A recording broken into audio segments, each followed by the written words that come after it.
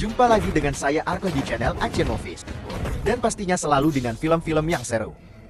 Nah, pada kesempatan kali ini, kita akan membahas sebuah kisah dari salah satu pasukan elit terbaik dunia, yaitu Navy SEALs-nya Amerika Serikat.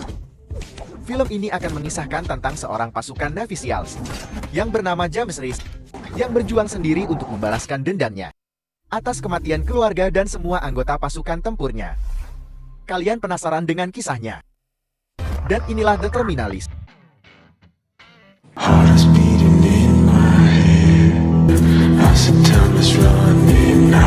Kisah diawali dengan sebuah prosesi pemakaman para prajurit yang telah meninggal. Aim. Fire. Aim. Fire.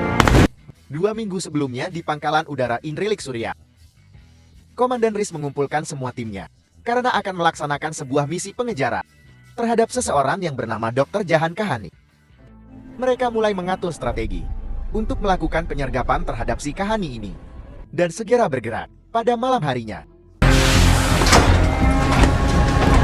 Let's roll. Seluruh tim masuk ke dalam sebuah terowongan dan bergerak dengan sangat tenang. Macron, Fletcher, maintain comms. Mereka berhasil mengetahui kalau ada jebakan bom yang sengaja dipasang untuk menyambut kedatangan mereka. Sir, Six Flagging. Suara tembakan mulai terdengar. Tak lama setelah itu, Contact! Contact entry point! Roll it! Move! kedatangan Reese dan anak buahnya telah ketahuan. Dan satu persatu anggota tim mulai mendapat tembakan. Now! Moving! Ternyata, pasukan musuh yang menunggu mereka berjumlah sangat banyak. Look out! Look out! Reese memerintahkan sisa pasukannya untuk segera mundur dan menghubungi Marine. Me! Gotta make comms! Gotta get QRS spun up!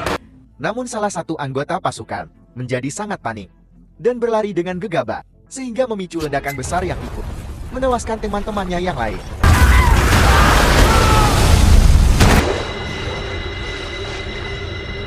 Lalu, ada sebuah kilasa di mana Reese sedang berada di sebuah rumah bersama istri dan anaknya. Saat itu secara tak sengaja, seekor burung gagak menabrak jendela rumahnya hingga mati. Is she gonna be okay, Daddy? Kilasan itu membuat Reese kembali tersadar setelah terkena efek ledakan. Dan melihat Donnie yang ikut tewas di sebelahnya karena ledakan tersebut. Reese berhasil keluar, namun tetap mendapatkan tembakan dari musuh yang berjumlah sangat banyak.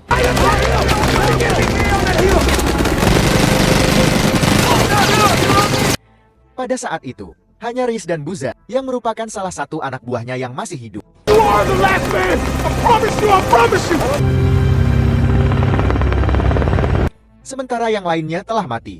Di pertempuran, Reese memberikan kabar kepada istrinya, Laura, bahwa semua anggotanya telah tewas. Yang tersisa hanya dia sendiri dan juga Buza. Everybody else didn't make it out. I'm here for you. Kemudian sebuah wawancara dilakukan terhadap Reese dengan tujuan untuk mengungkap bagaimana kejadian sebenarnya pada misi yang telah gagal tersebut. Di sana diperdengarkan sebuah rekaman di mana sang pewawancara mengatakan bahwa anak buah Haris yang bernama Donnie adalah orang yang menjadi penyebab ledakan terjadi. Ramirez, Donnie needs help! Donnie! Tapi Haris langsung menolaknya dengan mengatakan bukan Donnie penyebabnya, namun salah satu pasukan PDS yang sangat panik. Rekaman itu dibuat seolah-olah kesalahan berada di tangan pasukan Reese. I never said any of those things. Di pemeriksaan dokter pun, Reese dinyatakan dalam kondisi yang baik-baik saja dan akhirnya diizinkan untuk terbang pulang untuk menemui keluarganya. Selanjutnya, Reese pergi ke sebuah bar untuk minum bersama Buza. Di sana, Reese bertemu dengan seorang reporter yang bernama Katy Buranek. Katie Burnick, Vault Stream News. Katy ingin mendapatkan berita dari Reese mengenai kenapa tidak ada pernyataan apapun yang dikeluarkan terkait dengan kematian 12 anggota Navy SEAL. Namun Reese langsung menolaknya dengan mengatakan bahwa Kitty tidak akan mendapatkan berita apapun dari dirinya maupun Buza. leak stories, Miss Burnick. Dan kebetulan, pada saat itu Buzzer baru saja keluar dari bar itu. Dan setelah itu, Reese bersiap untuk terbang pulang ditemani Buzzer. Beberapa saat kemudian, Reese akhirnya tiba di Coronado, California. Sahabatnya yang bernama Ben datang ke sana untuk menjemputnya. Let's get you home, brother. Yeah. Riz menceritakan pada Buck bahwa timnya telah dijebak untuk masuk dan diberikan informasi yang buruk untuk memancing mereka. Dan ada yang sengaja merubah semua isi audio rekaman kejadian tersebut. Riz pun sampai di rumahnya, dan kedatangannya langsung disambut oleh Lucy, yang merupakan putri tercintanya, dan juga Laura istrinya. Hello? Daddy! You're home.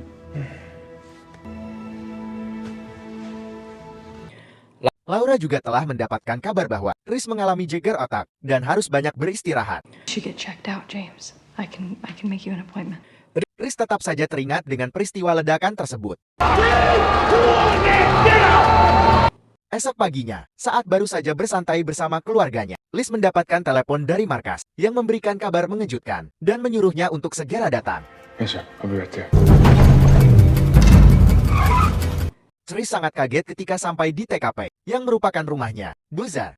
Buzar dinyatakan telah tewas bunuh diri 2 hari yang lalu. Tentu saja Riz tidak bisa terima, karena sehari sebelumnya masih bersama Buzar. I was with this man yesterday, and he was fine. Sambil mengingat momen dia pulang bersama di atas pesawat. I'm really sorry, Commander. Di markasnya, Riz kembali menjelaskan bahwa timnya telah sengaja dijebak untuk melakukan misi terakhir itu kepada atasannya, Laksamana Pilar. This is a trap. Namun karena dinyatakan telah mengalami gegar otak dan gangguan ingatan, Pilar menyuruh Riz untuk sejenak beristirahat dari pekerjaannya. But you need to get yourself right. Yes, sir. Salah satu komandannya juga mengatakan bahwa Buzar bunuh diri menggunakan pistolnya sendiri, yang membuat Riz merasa hal itu semakin tidak mungkin. Saat kembali bertemu dengan ban sahabatnya, Riz mengatakan bahwa sangat tidak mungkin Buzar bunuh diri dengan menggunakan senjatanya sendiri, yang membuat Riz semakin yakin bahwa dia dan semua timnya telah dijebak. I don't buy it, man. No way. Ben menyarankan Riz untuk pergi berlayar bersama keluarganya karena sangat paham dengan kondisi Riz yang sedang mengalami beban penderitaan yang berat. Untuk memastikan apakah dia benar-benar sakit atau tidak, Riz mencoba mengirim email kepada Kathy yang bertemu dengannya di bar saat sedang bersama Buzar untuk menanyakan apakah Riz benar-benar sendiri saat sedang bertemu dengan Kathy. Dan kita kembali ke upacara pemakaman. Rekan-rekan pasukan Riz, Ibu Menteri Pertahanan ikut hadir di sana untuk memberikan pidatonya, dan Riz ikut memasangkan tanda jasa untuk teman-temannya di pemakaman tersebut. Ready? Aim. Fire. Setelah selesai pemakaman, Bu Menteri mengajak Riz untuk berbicara dan memberitahukan bahwa Musa, orang yang memberikan informasi tentang Kahanen di misi Riz, yang gagal telah tewas, tertembak dan mengantongi uang dari pasukan Koch, dan Riz akan menjadi orang yang pertama diberitahu seandainya nanti Kahani berhasil ditemukan. When Kahani's dead, you'll be the first to know. Dalam perjalanan pulang, Riz menyadari ada sebuah mobil yang terus mengikutinya. Dan saat sampai di rumah, Riz memberitahu Laura tentang mobil itu, dan menyuruh istrinya itu untuk mengambil anak mereka. Go inside. Get Lucy. Diam-diam Riz mendekati mobil itu, dan mendodongkan senjatanya. I'm sorry, Commander. Ternyata itu adalah Kitty.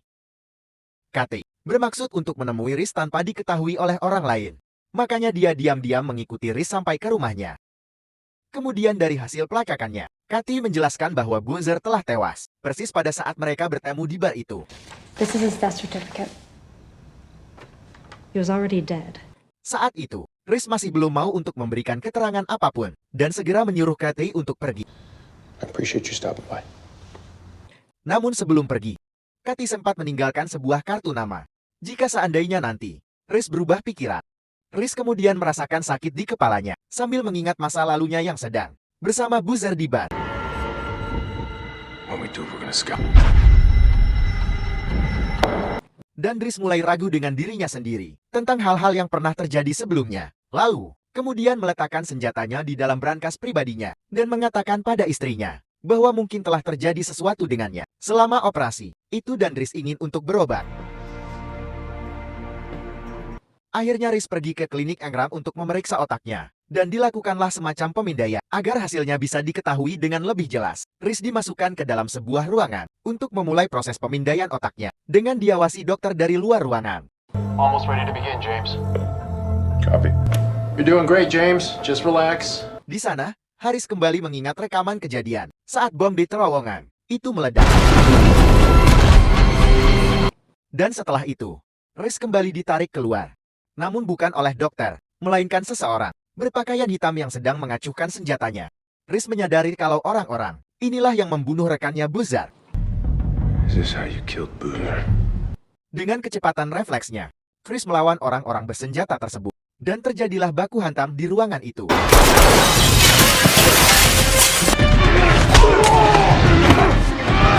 Riz sempat merasakan sakit di kepalanya saat sedang bertarung, namun Riz tetap berhasil melukai tangan dari salah satu pelaku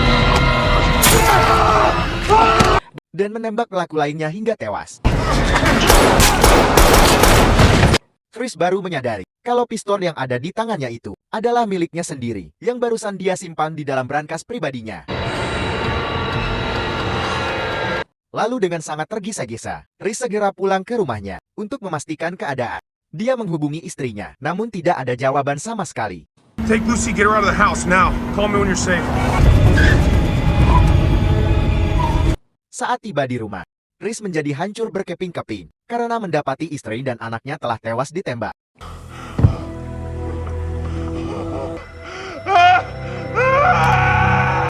Dan film pun bersambung. Episode kedua. Kisah diawali dengan kilasan-kilasan Sadres yang sedang menceritakan apa saja kejadian yang baru saja menimpanya.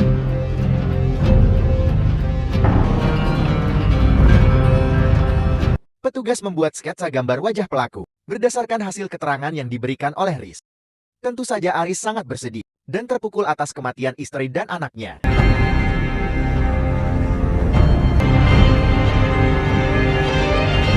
Malam itu orang-orang terdekat Riz berusaha untuk mencoba sedikit menghiburnya dengan beberapa cerita lucu kenangan lama mereka.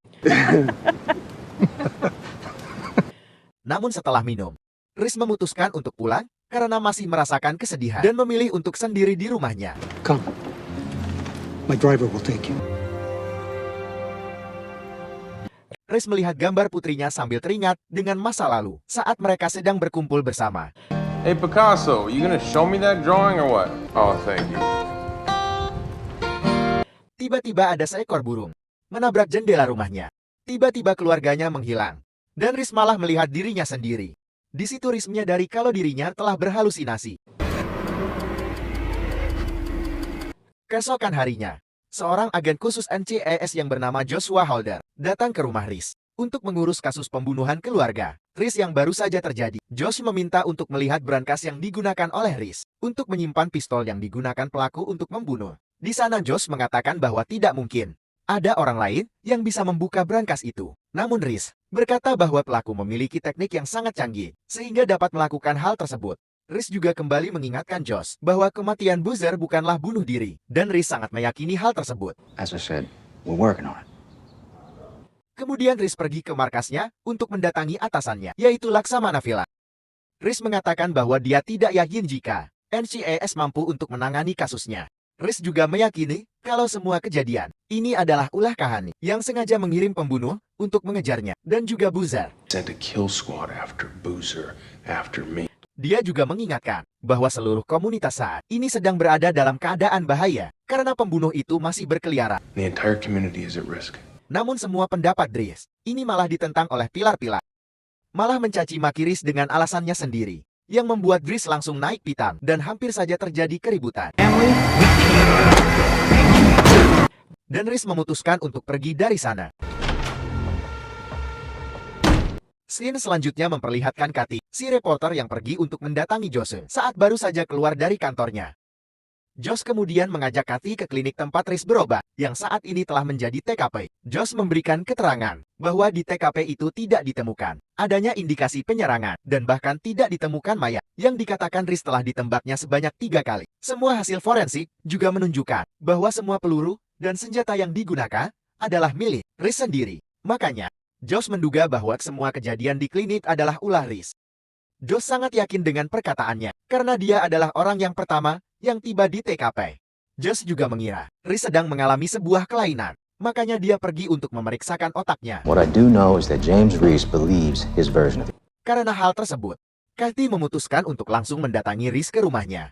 Dia langsung menyampaikan pada Reese bahwa tidak ada tanda-tanda penyerangan di klinik tersebut. Kitty pun juga menjelaskan bahwa harus ada sesuatu yang bisa mendukung Reese untuk membuktikan semua perkataannya. Lalu Kitty meminta tanda tangan surat kuasa kepada Reese agar Kitty bisa mengambil rekam medis Reese untuk mencari informasi lebih lanjut tentang apa yang sebenarnya terjadi. Namun, sebelum tanda tangan, Reese meminta sebuah laporan tentang kematian Boozer kepada Kitty untuk diselidikinya. Dan sebelum mereka berpisah, Reese memberikan sebuah ponsel dengan akun khusus agar Kitty bisa selalu terhubung dengan Reese dengan aman tanpa diketahui oleh siapapun. Thanks, Commander. Kemudian Reese mencari-cari informasi tentang siapa Josh Holder sebenarnya. Namun saat itu, Reese merasakan sakit di kepalanya yang mulai membuatnya kembali berhalusinasi. Dan pada saat itu dari mata Josie, Reese merasakan bahwa Josie adalah salah satu pelaku penyerangan tersebut.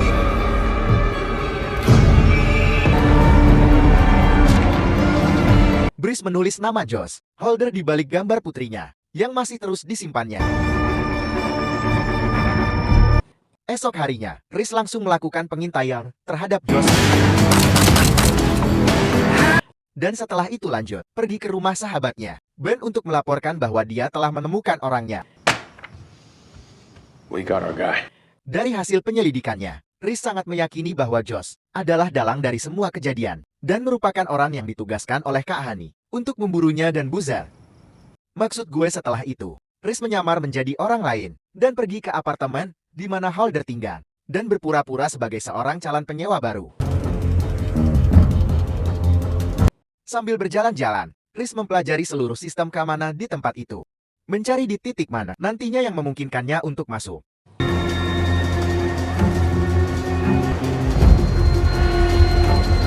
Reese juga mengambil gambar bentuk kunci pintu dan langsung mempelajari cara menjebol kunci pintu tersebut. Di tempat lainnya, Kathy didatangi oleh rekan kerjanya yang bernama Jason saat sedang bermain poker. Jason terus mencari Kathy karena merasa Kathy terus menghindarinya. Akhir-akhir ini, Jason ingin Kathy untuk segera menyelesaikan berita terbaru yang berkaitan dengan James series agar bisa segera diterbitkan. So you got 24 hours and I want something I can run, okay? Sementara itu, Ben segera mengabarkan pada Reese bahwa target baru saja bergerak. Tentu saja ini adalah si Josh Holder. Dengan segera, Reese menuju ke apartemen Josh yang baru saja ditinggalkannya. Dan tentunya tak butuh waktu lama bagi Reese untuk membuka kunci pintu apartemen tersebut. Reese menemukan sebuah laptop milik Holder yang terletak di atas sebuah meja dan langsung menyalin semua data-data yang menurutnya penting. Setelah selesai, Reese kembali menaruh laptop itu seperti semula, lalu meninggalkan apartemen Holder.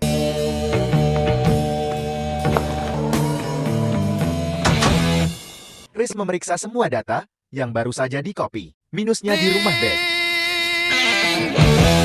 Namun baru beberapa saat, Reese mendapat telepon yang ternyata dari Ibu Menteri yang ingin mengajaknya untuk bertemu. Di sana Reese mengingatkan Ibu Menteri bahwa ada orang berbahaya di NCEE yang merupakan suruhan Kak Honey dan mengatakan untuk segera mengambil tindakan untuk mengatasinya. Namun Ibu Menteri mengatakan bahwa Kak Honey bukan lagi menjadi masalah untuk Reese.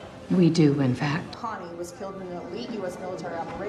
Bersamaan dengan keluarnya sebuah berita baru yang menyatakan bahwa Dr. Jahan Kak Honey telah dinyatakan tewas dalam operasi elit militer AS yang dilakukan di Suriah. Semua orang di sana bergembira mendengar berita tersebut. Dan Ibu Menteri berharap Reese bisa tenang setelah mengetahui kalau misi untuk perburuan Kak Honey telah selesai. Good night, Commander. Pada malam harinya, Ben datang ke rumah Rhea untuk memberitahukan bahwa Josh baru saja membuka data biometrik milik Reese dari basis data. Ben juga menemukan bahwa Josh telah membuka data sidik jari Reese 2 hari sebelum kejadian pembunuhan. Hal itu juga membuat Ben yakin bahwa Josh memang adalah pelakunya. Reese masih ingat dengan luka yang dibuatnya di tangan kiri, salah satu pelaku pembunuhan. Agar bisa mengetahui kebenarannya, Ben juga memberikan sebuah senjata khusus pada Reese untuk membalaskan dendam keluarganya dan juga Boozer. Sedangkan di tempat lainnya, Kathy terlihat datang ke klinik Engram, tempat Reese memeriksakan otaknya untuk mengambil hasil rangkaian tes tersebut. Perawat itu awalnya menolak, namun setelah Kathy memberikan sedikit uang tip, perawat itu pun mau untuk mengambil berkasnya. I'll be right back. Thanks. Setelah itu, Kathy menelepon temannya, Jordan, dan berkata bahwa mereka akan mendapatkan sebuah berita yang sangat menarik. Trust me, the story gets better. Adegan terus berlanjut, di mana Reese pergi sendiri secara diam-diam untuk masuk ke apartemen Josh pada tengah malam. Sambil terus bergerak, Reese menemukan Josh yang sedang tertidur lelap dan langsung menodongkan senjata ke dalam mulutnya. This is Boozer's favorite gun. Reese meminta Josh untuk memperlihatkan tangannya. Namun tidak terdapat bekas luka apapun. Lalu Chris menanyakan untuk siapa Josh bekerja.